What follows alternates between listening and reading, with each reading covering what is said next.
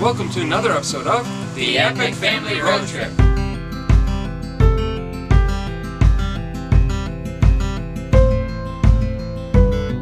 This week we have something very special for you. We're bringing you part one of a three-part series about our very recent overlanding trip to New Zealand.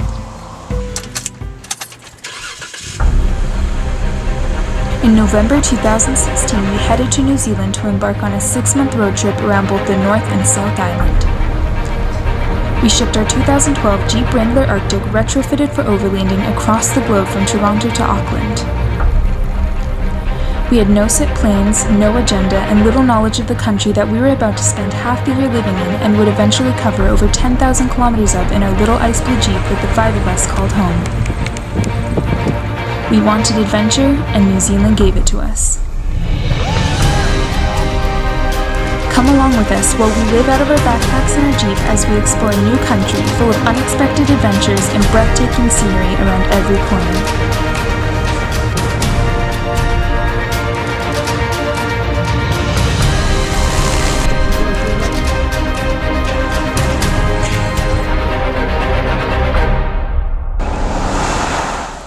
So people sometimes ask us, where did you get the crazy idea to take your family and go to New Zealand for 6 months? So we were almost at the end of our North American road trip, and we wanted to continue traveling. We really enjoyed the lifestyle and the time that we could spend together as a family. It was just a really rewarding experience. So our daughter actually came up to us, right, with the idea? I still remember that. She came in and she just had this look on her face. And she said, let's go to New Zealand. So we knew nothing about New Zealand. I had seen pictures, but I really knew very, very little. So we said to our daughter, look, if you're really excited about this and you want to do it, why don't you go do some research, put together a PowerPoint presentation, and sell the family on it. So she did just that. We began looking into what it would take to live there for 6 months and travel around the country. Now there's a couple of options. You can rent a vehicle when you're there, and if you're going for a short amount of time, less than a month, then I'd recommend that option. But there was 2 other options that we had been introduced to. One, some people will go for an extended period of time, will buy a vehicle and then sell it when they leave. And then the third possibility is to ship your own vehicle over there and ship it back when you leave. And that's the option we chose because we figured, you know, if we like this lifestyle so much, we may do it in other countries. So it made more sense for us to retrofit our Jeep. Now Carol already owned a nice Jeep, which you see in the background there, and we'll put a link up right here. If you haven't seen our Jeep video, click that link and it'll show you how we retrofitted it and all the parts we put on it in order to do this trip. But that began our next phase, which was retrofitting our Jeep for the overlanding experience. In my mind, I thought, we'll just get a couple of tents and some cooking equipment, and that's all we're going to need. But it's a little more involved than that, and there's 1,000 different options that you can go with. There's a whole world of overlanding out there that is really exciting, and we recommend you do some research and if you're really serious about doing this, look online, look into some resources like the Overland Expo. In fact, that saved us. Without going there, I wouldn't have had the confidence and I wouldn't have the know-how, and we probably wouldn't have gotten our vehicle cleared when it reached New Zealand. Right. I mean, we sat in seminars at at the Overland Expo, which is a group of overlanding enthusiasts who get together and you learn from people who have done it, people who have been there, and we learned so much in 3 days. So if you're really thinking about doing something similar to what we're doing, we highly recommend you go to Overland Expo. There's one in the west and one in the east. So we went there and we learned all kinds of things. One thing we learned was shipping to places like New Zealand or Australia. They have extremely stringent biosecurity laws. They're very concerned of importing invasive species of any kind, whether it's plants or insects and so on. So they warned us and they made it very clear that if you want to ship your vehicle there, you need to clean it completely. Every speck of dirt, every speck of dust. And so not only our vehicle, but all the equipment in our vehicle, hiking boots, camping equipment, everything has to be spotless. So thus began about a week of some hardcore cleaning. We sprayed the vehicles, we took toothbrushes to the bottom of our shoes, we opened up every tent and everything we had ever used in the wilderness, and we made sure it was clean. No insects, no seeds, no dirt, no mud, everything had to be spotless. Next we had to plan out what we needed for the trip. tools, equipment, the gear, anything that we might need for 6 months. We really had to put a lot of thought into it. Lots of thought, because I had never really camped before. I mean, I did the RV thing, but never tented. So this was all new for me, and for mom, and for our kids. Like, how was I going to cook? What were the best options for bathrooms or showers, blankets, towels, and we only had a limited space. Exactly. I mean, when you're overlanding, everything has to fit into the space that you have. The vehicle and a trailer in most cases. So you have to think about, how are we going to feed 5 people every day? How are we going to store that food and keep it in safe food conditions? How about water?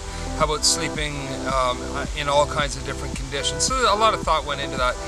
We knew that we were going to be in tropical areas and also in wintry, snowy, cold areas. So we laid out all our equipment and we planned and we packed everything. Once you ship it, you can't call the ship back. So you have to put some thought into that, and that was the next stage. And that's a lot of gear when you're talking about 3 kids, and we all do from biking to skateboarding to surfing to hiking, you name it. That was a lot of gear. That's a good point. When you ship in a crate, there's 2 types of shipping. There's container shipping, and then there's what they call roll-on. Roll-on are certain ships where you can actually drive your vehicle on, and that's better for larger vehicles. With the Jeep, we were able to take the tent off the top and fit it into a container. But you have a certain amount of space. You either have a 20-footer or a 40-footer, and in that space you can put whatever you want. So all of our gear went in there, but we also had room for surfboards and bikes and other sports equipment. It makes a lot of sense to ship that kind of stuff over rather than rent it when you get there, especially if you're going to have it for a period of time, like 6 months. So the next step is shipping, and there's 3 parts, 3 components to that process. One, you drop your vehicle off at a company that will pack it into the crate according to the regulations, into the container. Then the shipping company comes and picks up that container and they load it onto the ship. That's part 2, and they take it across the ocean to wherever you're going.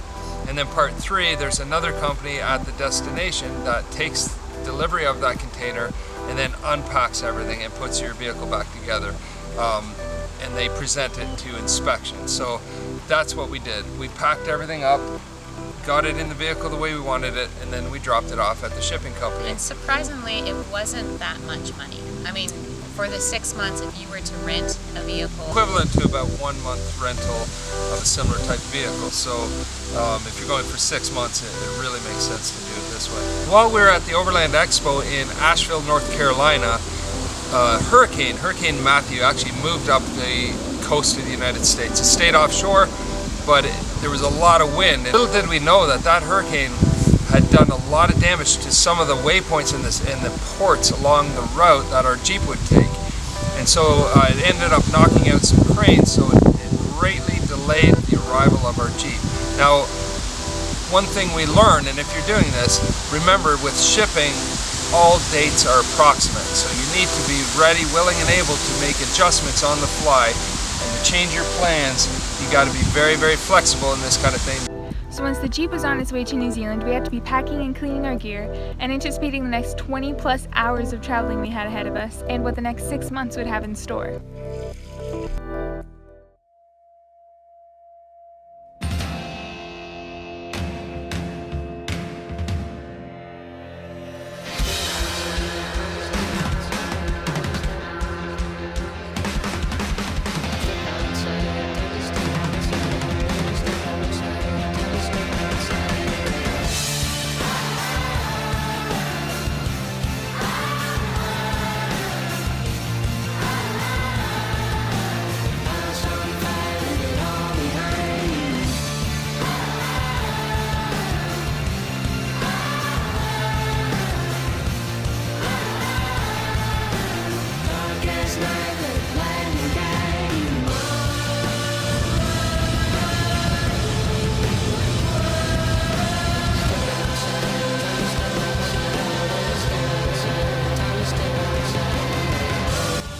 First fly 6 hours from Toronto to Los Angeles, then after a 7-hour layover in the LAX, we would board our 14-hour Air New Zealand flight that would take us across the Pacific Ocean.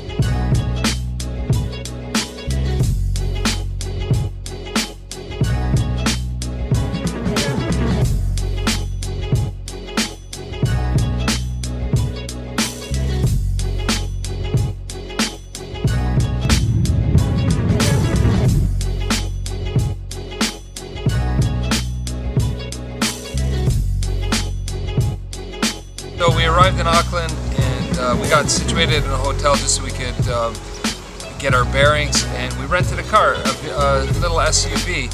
Now they drive on the left side of the road over there, so that was a little awkward at first getting in the car, but my co-pilot Carol always Keep made left, sure. keep left. She kept saying keep left, and that really helped, and within a couple of days it was like second nature. Look, you yield. This bloke's coming, you gotta wait for him, he's not, so alright, huh? You missed the first one. I know him beside us over there. Oh, I guess. Got it? Turunga! Turunga. Turunga! So once we rented a car and got used to driving on the opposite side of the road, we headed east to Turunga.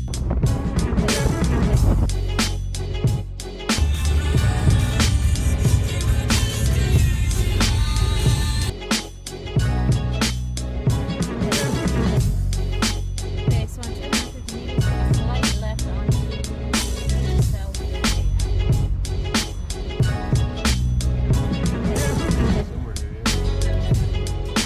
We spent our first day on the east coast, setting up camp next to Mount Maunganui and exploring the beach.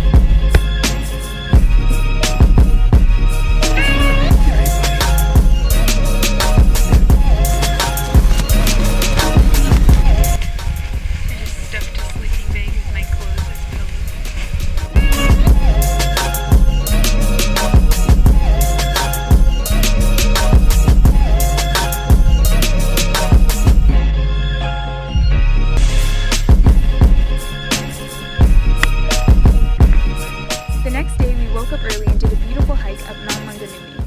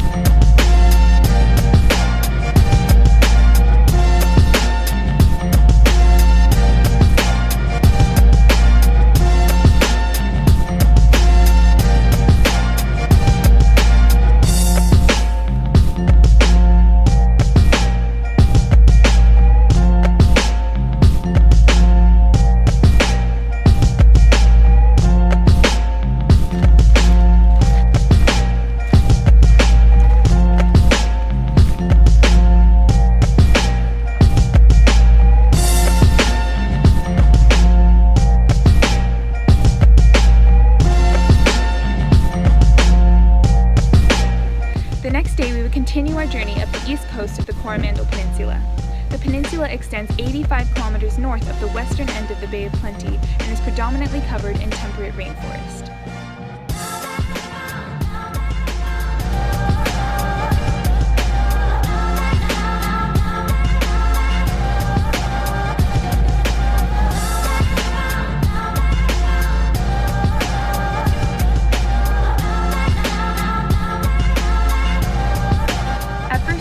Didn't have a specific place we wanted to go to, so we just kept driving through the windy roads and eventually ended up at Opateri Beach, where we camped for 3 days.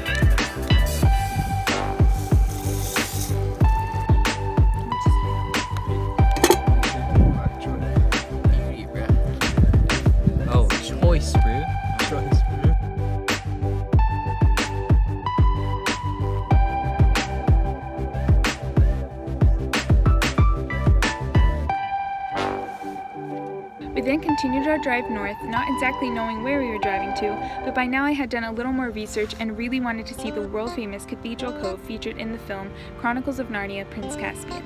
We found out you can actually hike to the cove from Ha Hai Beach, so we camped for a few days near the trailhead.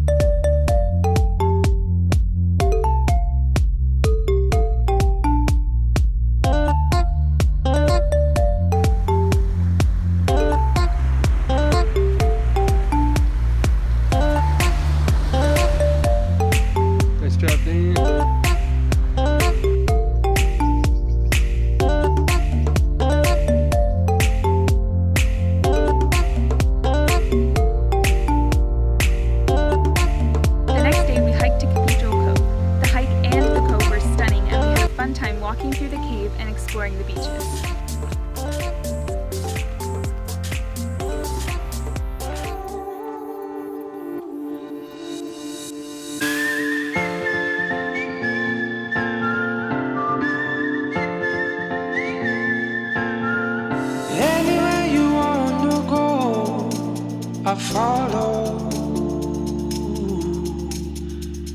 Mountain high and river low, I follow.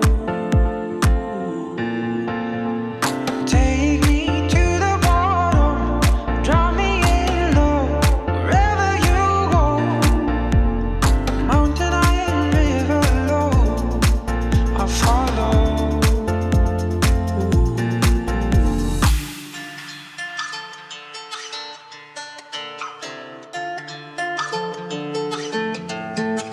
It's a beautiful, beautiful life. Beautiful, beautiful life. Beautiful, beautiful life with you.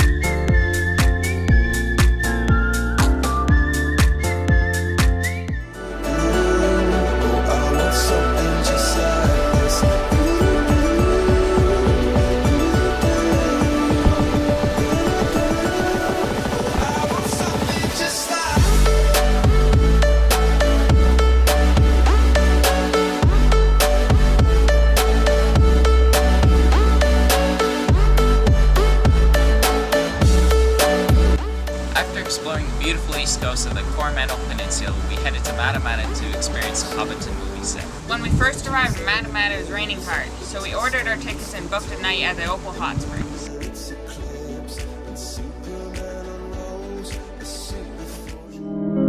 We got to warm up in the springs, which was surrounded by a dense bamboo forest.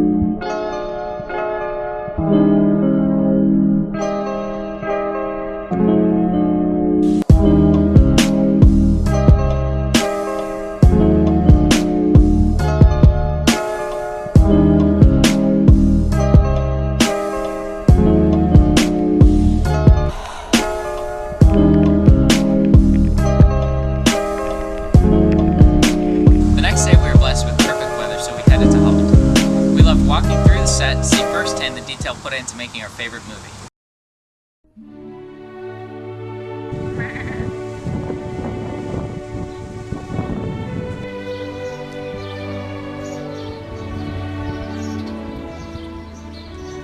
You guys in line? You guys ready?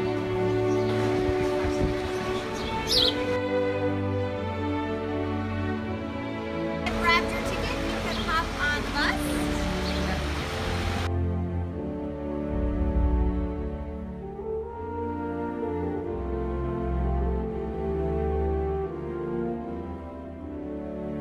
Everybody, how are we feeling today? Oh, a little quiet, Caitlin, but we'll get there.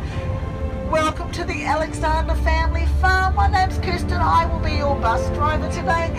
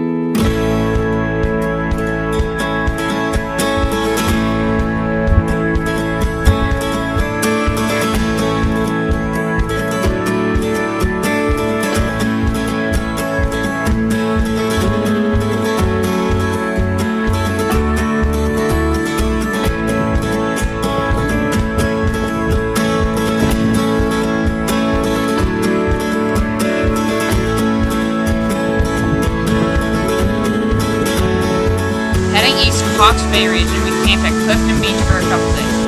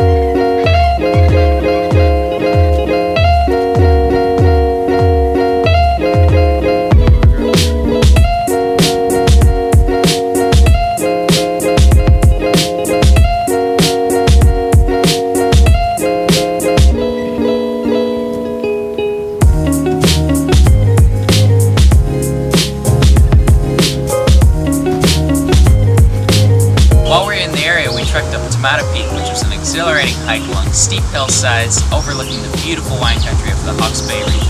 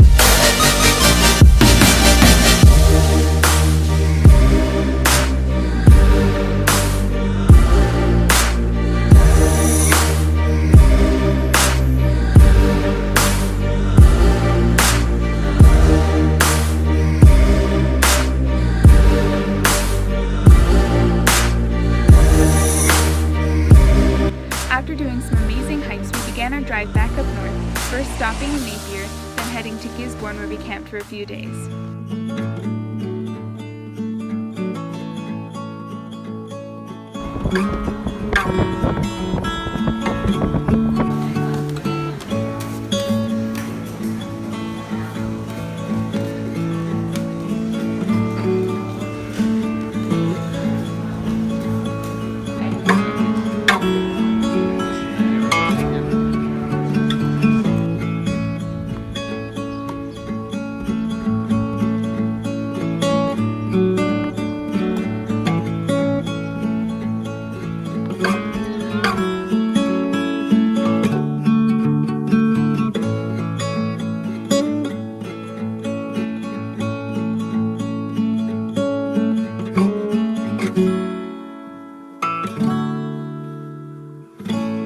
hope you enjoyed part 1 of our New Zealand video.